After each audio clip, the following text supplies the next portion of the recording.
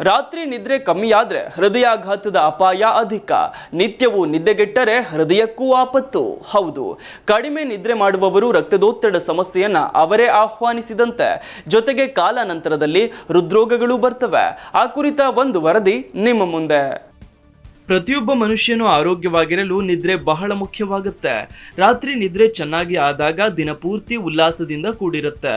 ಉತ್ತಮ ನಿದ್ರೆ, ಅದರಲ್ಲಿಯೂ ವಿಶೇಷವಾಗಿ ರಾತ್ರಿಯ ನಿದ್ದೆ ನಮ್ಮ ಹೃದಯವನ್ನ ಆರೋಗ್ಯಕರವಾಗಿರಿಸುತ್ತೆ.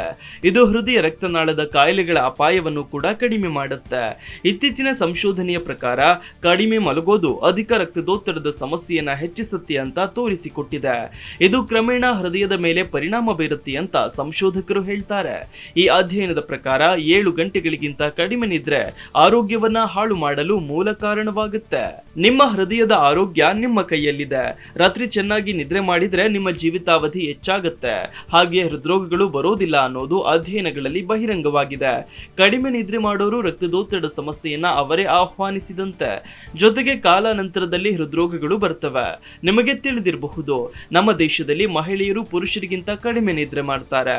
ರಾತ್ರಿ ತಡವಾಗಿ ಮಲಗಿ ಬೆಳಗ್ಗೆ ಬೇಗನೆ ಏಳ್ತಾರೆ. ಈ ರೀತಿ ಮಾಡೋದು ಮಹಿಳೆಯರ ಆರೋಗ್ಯದ ಮೇಲೆ, ಅದರಲ್ಲಿಯೂ ಹೃದಯಕ್ಕೆ ಹಾನಿಕಾರಕವಾಗಿದೆ. 7 ಗಂಟೆಗಳಿಗಿಂತ ಕಡಿಮೆ ನಿದ್ರೆ ಅಧಿಕ ರಕ್ತದೊತ್ತಡದ ಅಪಾಯವನ್ನ 7% ಹೆಚ್ಚು ಮಾಡುತ್ತೆ.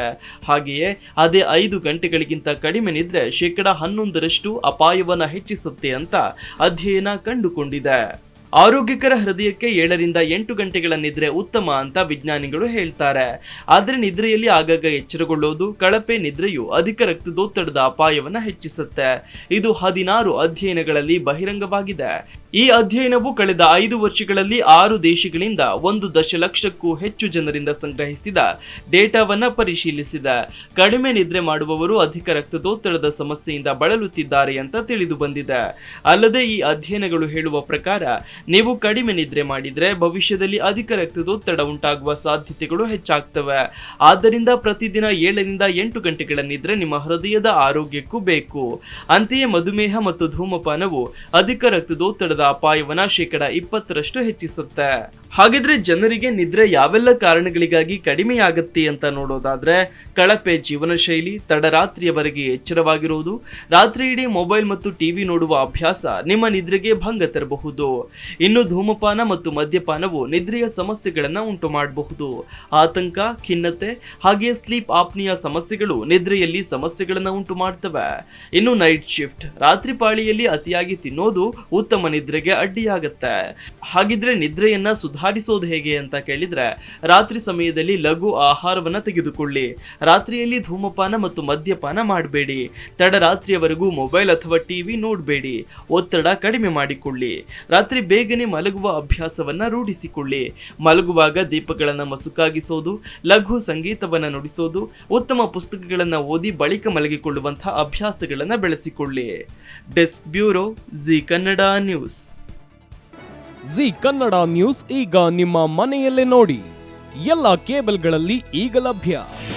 ನಿಮ್ಮ ನೆಚ್ಚಿನ ಜಿ ಕನ್ನಡ ನ್ಯೂಸ್ ಈಗ ಸನ್ ಡೈರೆಕ್ಟ್ ನಲ್ಲಿ number 292, Tata play number 1664, Jio TV number 1334, NXT digital number 30, in cable number 30, city networks 51, U digital number 162, GTPL number 17, Rockline telecommunications number 42, Shri Basaveshwara cable number 168, rural cable network 60, Vinayaka digital 57, Abhishek cable 821, city channel 53, Siddeshwara cable network 57, V4 digital Infotech 628, Surya digital networks 53, Gajanan digital number 836, Malnad Infotech private limited number